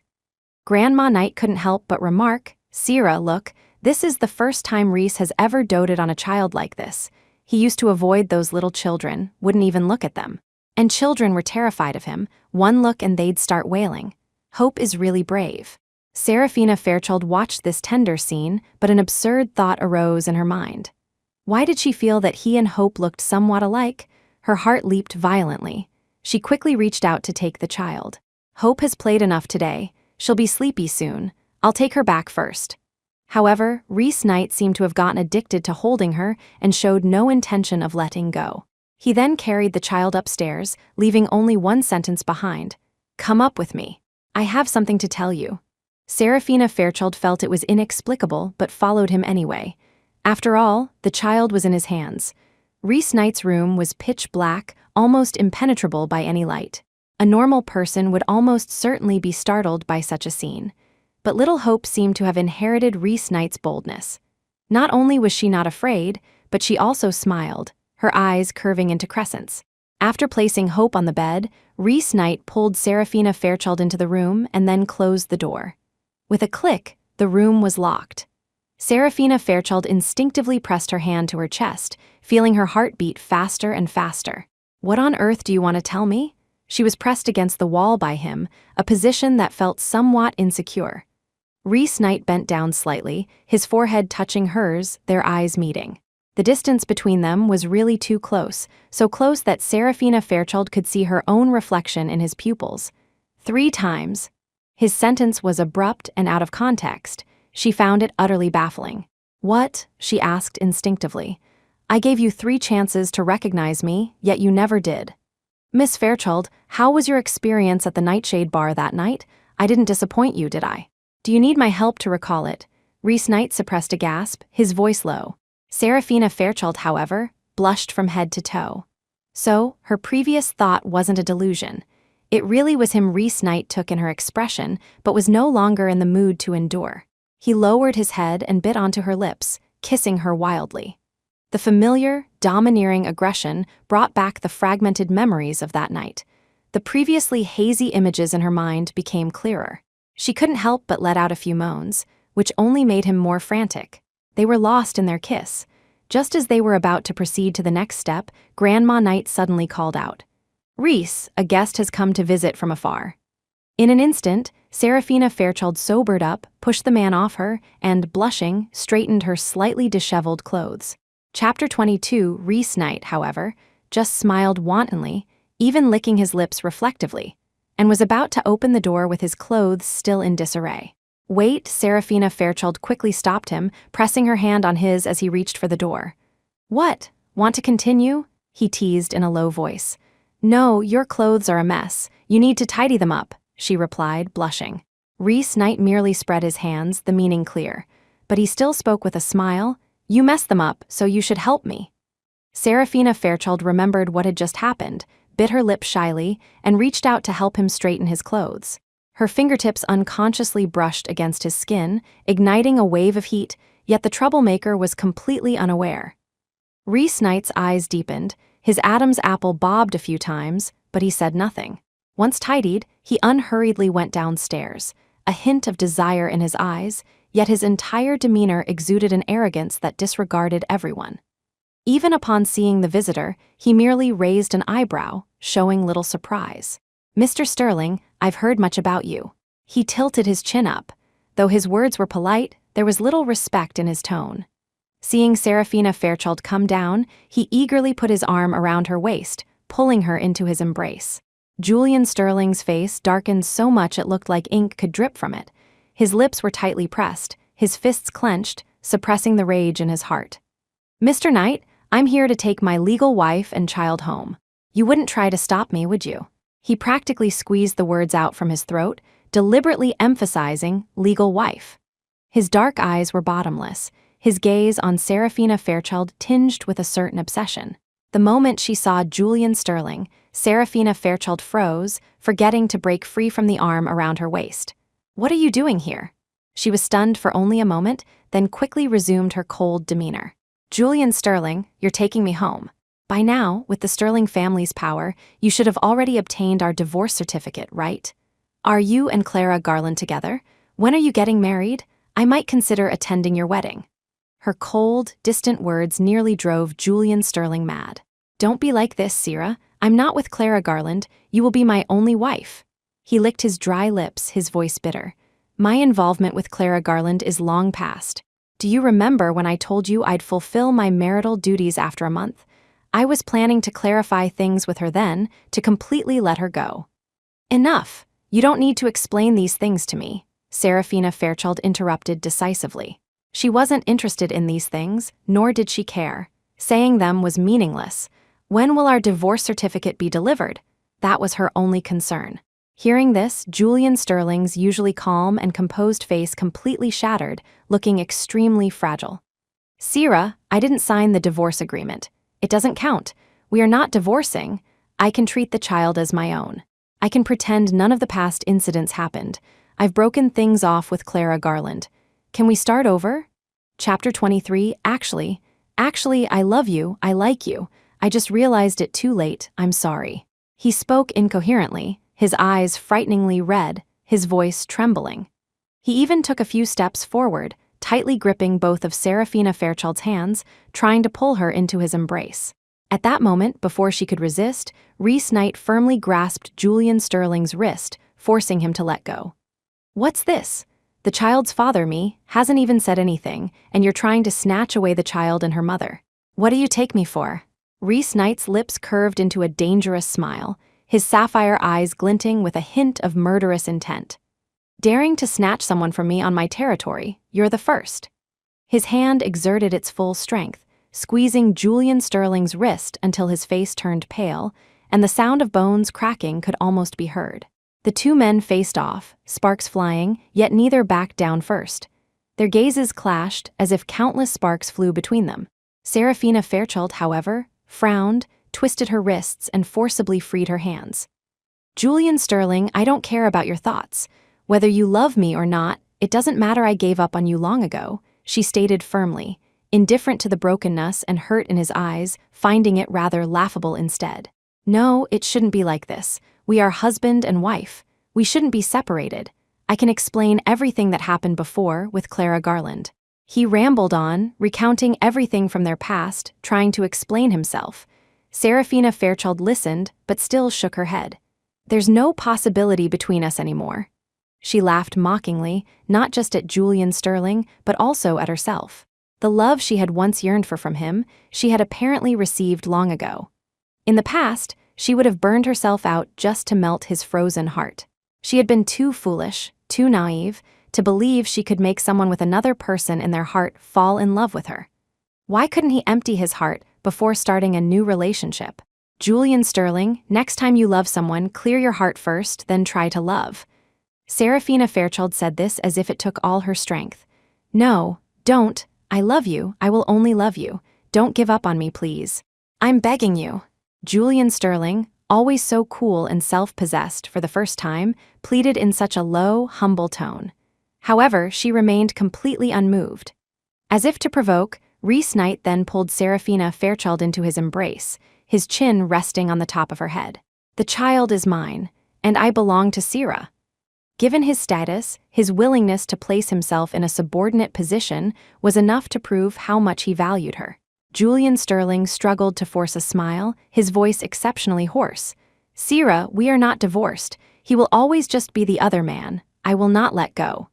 Hearing this, Reese Knight chuckled dismissively, raised an eyebrow, and said defiantly, Oh, so what if I'm the other man? As long as Sira likes me, likes my body, that's enough. Besides, the one who isn't loved is the real third party. He was deliberately provocative, yet he was also speaking his mind. Julian Sterling was so angry his chest heaved, almost unable to believe what he had heard. However, he couldn't even begin to argue, because he had no ground to stand on. Serafina Fairchild, feeling a bit uncomfortable, struggled out of Reese Knight's embrace but didn't refute his words. She just looked at Julian Sterling with a calm expression. We will divorce sooner or later. We haven't been intimate for 3 years. I still have evidence. I can sue for divorce. There's no factual marriage. Chapter 24, Julian Sterling's lips trembled a few times, but he couldn't utter a word. He deceived himself, pretending not to hear, and said to himself, Sira, since you're temporarily unwilling to go back with me, I'll stay here with you, until you're willing to return to our country with me. With that, he fled as if escaping, his entire figure exuding desolation. Watching Julian Sterling's retreating, defeated figure, Reese Knight asked with concern, "Do you need me to provide legal assistance?" After a long silence, Serafina Fairchild nodded. "I do." She wasn't foolish. Reese Knight's legal team was far better than any lawyer she could find. His help would naturally be invaluable. Sure enough, with Reese Knight's help, it wasn't long before she and Julian Sterling stood in court. The lawyers engaged in a war of words, but Julian Sterling's and Serafina Fairchild's answers were consistently the same. "I don't want a divorce. I want a divorce." After much argument, Julian Sterling stood alone. Richard and Victoria Sterling had already agreed with Arthur and Alina Fairchild that after the divorce, the Sterling family would not hold the Fairchild family responsible, and they wouldn't have to pay the astronomical breach of contract penalty. After all, according to the loopholes in the contract, Serafina Fairchild had indeed fulfilled the condition of having a child, just not Julian Sterling's. Seeing that only Julian Sterling insisted on not divorcing, the judge finally ruled for their divorce. The moment the judge's gavel fell, Julian Sterling's heart completely died. "It's gone. Everything is gone," he murmured softly, his entire being radiating utter despair. In contrast to his sorrow and pain, everyone else was smiling happily. The fresh divorce certificate now only bore his photo. Julian Sterling clutched the divorce certificate tightly, wishing he could tear it to shreds. Just as he walked out of the registry office, Clara Garland approached him with a bouquet of flowers. "Jules, congratulations on your divorce, on escaping your suffering. Let's start over, okay? This time we'll never be apart." She wore a pure white dress, like a pristine gardenia. Julian Sterling looked at the brightly colored flowers, but his heart felt so pained it was about to shatter. "Clara Garland, we ended long ago. Get lost." He threw the bouquet in her face and turned to leave. Sharp thorns grazed her skin, leaving several bloody scratches. Clara Garland quickly covered her face, crying out in grievance, and shouted at Julian Sterling's retreating back. "Julian Sterling, it's all your fault. I hate you. Back then, your Sterling family could have helped the Garland family, but you were so heartless. Do you really think I broke up with you impulsively just because I was young and didn't understand love?" Hearing this, Julian Sterling froze in place. He knew the Garland family was on the brink of collapse at the time, but even the Sterling family couldn't help. It might even drag the Sterlings down. But he hadn't expected Clara Garland to have broken up with him for this reason. So, her choosing to marry someone else was also for this reason. Her ex-husband didn't seem to have helped the Garland family either. Instead, he had swallowed them up. The Garland family could have held on for a while longer. At least they wouldn't have lost so miserably. Could it be that Clara Garland didn't know any of this? Impossible, she had always been such a social climber. It was just that time and distance had beautified her.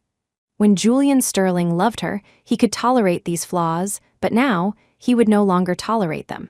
Chapter 25, Julian Sterling slowly turned around, unhurriedly walked up to Clara Garland, hooked her chin with the toe of his shoe, and spoke words as venomous as a viper's.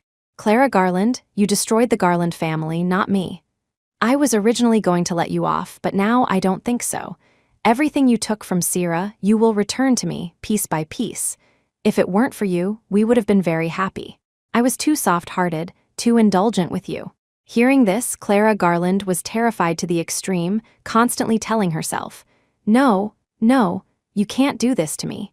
However, Julian Sterling showed no regard for their past relationship and called Marcus Jameson. "Help me sell the Garland family's house as soon as possible. The price doesn't matter. Tally up everything Clara Garland took from Sierra, convert it to money, and make Clara Garland compensate. Also, replicate that chandelier from before, smash it on her, and let her experience that kind of pain. After that, make her walk 3 miles in the rain, and no one is allowed to help her." Marcus Jameson quickly committed these instructions to memory. It seemed Mr. Sterling was planning to deal with Miss Garland. He thought silently. Before long, someone came to take away the dog-like figure of Clara Garland from the ground. Her eyes stared blankly at the sky. Only at this moment did she truly feel like her world had collapsed. "It's over. It's all over." Seeing Julian Sterling's figure receding into the distance, she suddenly struggled, cursing desperately. "Julian Sterling, do you think you're so great? Serves you right that Serafina Fairchild doesn't love you, always wanting what's in the bowl while looking at what's in the pot." I curse you to never obtain the one you love, to die alone and lonely, and for everything you possess to leave you." As she spoke, Clara Garland laughed maniacally. Julian Sterling heard it all, but he subconsciously refused to believe Clara Garland's curse. As soon as he returned to the empty house, the study, living room, bedroom, etc., were all filled with and plastered with profiles of numerous girls. All the eligible girls in their social circle had been gathered here, dazzling Julian Sterling. In his eyes, all these profiles gradually merged into one person, Serafina Fairchild. To this day, he still remembered the photo on Serafina Fairchild's profile. A simple smile was enough to captivate him at first sight. However, now everything was over. She no longer belonged to him. On the other side of the ocean, Serafina Fairchild had just returned to Country A with her divorce certificate when a grand confession appeared before her. Countless fresh flowers formed a dreamlike castle, and innumerable fireworks bloomed in the sky, almost illuminating the entire expanse, utterly brilliant. Many passers-by cast envious glances.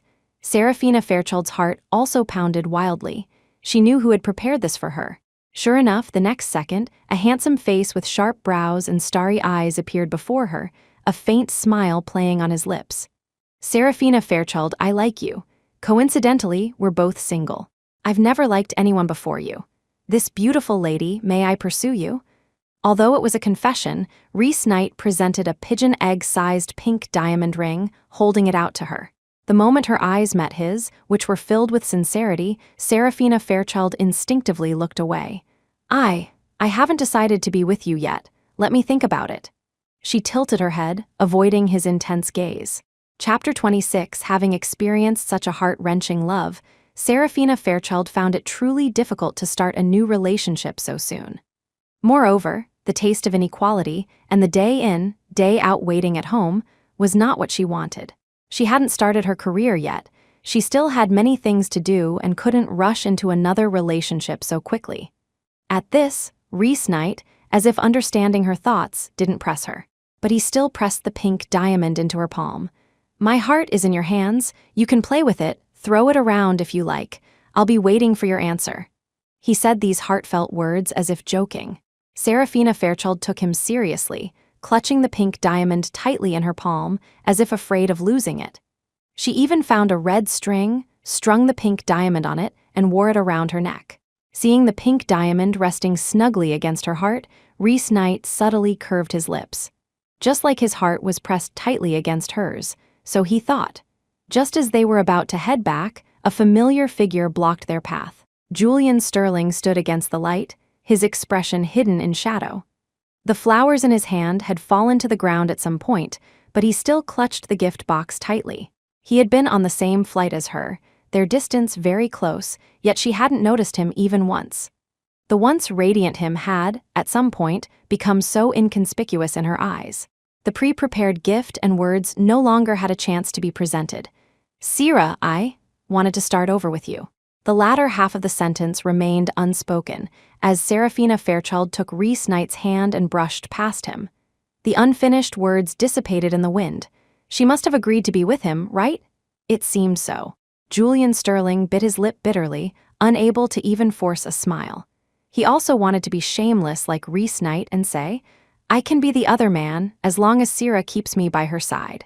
The unloved one is the third party. However, he didn't even have the right to say those words. He couldn't even be the third party between Serafina Fairchild and Reese Knight, because she no longer loved him. At this thought, Julian Sterling's heart ached. He coughed violently, actually coughing up a mouthful of blood. Yet, he acted as if he hadn't noticed, carelessly wiping it away, following behind Serafina Fairchild and Reese Knight like a humble shadow. After hope was weaned, Serafina Fairchild gradually entrusted her care to Grandma Knight and the nannies. She dialed her professor's number. "Professor Adler, I want to resume my studies and then establish my own research institute. Could you write me a letter of recommendation?" Professor Adler received the call, tears of joy welling in his eyes, and quickly agreed, "Yes, good, I'll start writing it for you now. Which university are you applying to?" "Thank you, Professor. I want to go to S University in Country A. I've already prepared my application materials and for the interview. I just need the recommendation letter." Serafina Fairchild answered confidently. During this time, she had been constantly reviewing the knowledge she had learned before, integrating it thoroughly. It was knowledge she already possessed. A little recollection was all it took to master it again. Professor Adler quickly wrote the recommendation letter for her. With everything ready, Serafina Fairchild attended the interview at S University. Not long after, the interview results came out. She was successfully admitted. The moment she received the acceptance letter, her eyes once again radiated a confident glow, even more dazzling than the photo in her profile. Chapter 27, Julian Sterling hid in a corner, secretly watching the joy of Serafina Fairchild and Reese Knight. He saw Serafina Fairchild smiling brilliantly, clutching her acceptance letter as she ran into Reese Knight's arms. She took out the pink diamond from her collar, kissed it, then removed it and placed it on her ring finger, looking sweetly at Reese Knight. "Reese Knight, let's be together." "Okay," the two embraced tightly. Reese Knight even spun her around several times, as childish as a young boy. Julian Sterling watched this scene, silently tucking the gift he had prepared into his clothes. He lowered his head, pressing down the baseball cap on his head, trying to make himself inconspicuous. The current Serafina Fairchild was dazzlingly brilliant, exactly the image of her that had once captivated him most. It was his marriage with her that had trapped her, made her insecure, made her lose her sense of safety, made her give up all her passions and career to wait for him alone. It was all him. Julian Sterling's eyes couldn't help but moisten. If she hadn't married him, if he had chosen another girl that day, perhaps she wouldn't have been delayed for so many years. After all, the confident and bright her was so outstanding. She should have been able to achieve anything she set her mind to. He thought, full of self-blame. The image of the former Serafina Fairchild appeared before his eyes again. When they first married, she wasn't that thin. Her figure was curvaceous, exuding a healthy charm. It was he who had pushed her, step by step, into that haggard state. 6 or 7 months pregnant and barely showing, her ankles and arms so thin he could encircle them with one hand. Compared to now, it was a world of difference. Looking at Serafina Fairchild's current happiness, Julian Sterling suddenly felt like giving up. They should be very happy together. At least, much better off than by his side. Julian Sterling silently turned away, no longer watching Serafina Fairchild and Reese Knight kiss. On the way to the airport, his phone rang in his pocket. He listlessly took out his phone and answered. "Jules, your mother is pregnant. You're going to have a little brother or sister." On the other end of the line, Richard Sterling's voice was filled with immense joy and excitement. Hearing this, Julian Sterling froze on the spot. After a long while, he finally answered in a hoarse, dry voice. "Oh, okay, that's great." At least they wouldn't keep pestering him to get married and continue the family line. Perhaps he should have urged them to have another one long ago. That way, the family line would be continued. He didn't know when the call ended. By the time Julian Sterling regained his senses, he was already on the plane back to his country. The plane landed. He returned to the family estate, intending to congratulate his parents on having a child, only to find the estate empty, with only some busy servants. "Where has everyone in the estate gone?" Julian Sterling frowned, stopping a servant to ask. The servant, somewhat afraid to meet his gaze, stammered, to the hospital. "Mrs. Sterling is giving birth today. They are all at the hospital with her." Hearing this, he felt as if struck by lightning. So that previous phone call wasn't asking if they should keep the child. It was informing him that his mother was about to give birth. Julian Sterling swayed several times, almost unable to stand. He gritted his teeth and rushed to the hospital as fast as he could. Just as he reached the delivery room door, the baby was being brought out. "Congratulations, everyone, it's a boy. Dad, come hold him." The nurse held the baby and handed it to Richard Sterling. Richard Sterling held the baby, his face beaming so much that a few more wrinkles appeared. Although well-maintained, his age was still faintly visible. The relatives and friends nearby were all busy congratulating Richard Sterling. Almost no one noticed Julian Sterling. He was like someone forgot, no one paying him any mind. In the end, he didn't hold this little brother, who was more than 20 years younger than him, and returned alone to his own villa. The villa was very cold. Everything remained as it was when Serafina Fairchild had just left, but the lingering scent of her had long since dissipated. The once warm home was gone, never to return. There was no place for him anywhere. The birth of his younger brother instantly attracted everyone's attention. Richard and Victoria Sterling were so overjoyed they were planning to transfer most of the family shares to the younger brother. Although Julian Sterling was still the company's CEO, his status was greatly diminished. Once again, Victoria Sterling called to nag. "Jules, your brother is still young and you don't plan to get married. The family business will be handed over to him in the future. When we leave this world, you must take good care of your brother. Don't let him suffer any grievances, understand?" Julian Sterling didn't answer and directly hung up the phone. He had heard such words so often he had memorized them, could recite them. This family was no longer his. Suddenly, a news alert popped up on his phone. Head of Country A's Charles family marries mysterious Eastern beauty. Her identity is actually... Julian Sterling subconsciously clicked on the news, seeing photos of Reese Knight and Serafina Fairchild's wedding. A highly anticipated wedding began grandly, with countless women envying Serafina Fairchild immensely. But after reading the full article, many more people envied Reese Knight. The Personal Research Institute, founded by Serafina Fairchild, had recently solved an international problem, and countless people were extending olive branches to her. The name Serafina Fairchild had made a mark internationally, drawing worldwide attention. Julian Sterling silently saved her wedding photo, cropping out the other person beside her. After doing this, he chose to resign from the Sterling Group, quit his job, and announced his separation from the Sterling family. Finally, he had no more obstacles. He founded a game company, pouring all his efforts into creating a game where he and Serafina Fairchild had a perfect ending.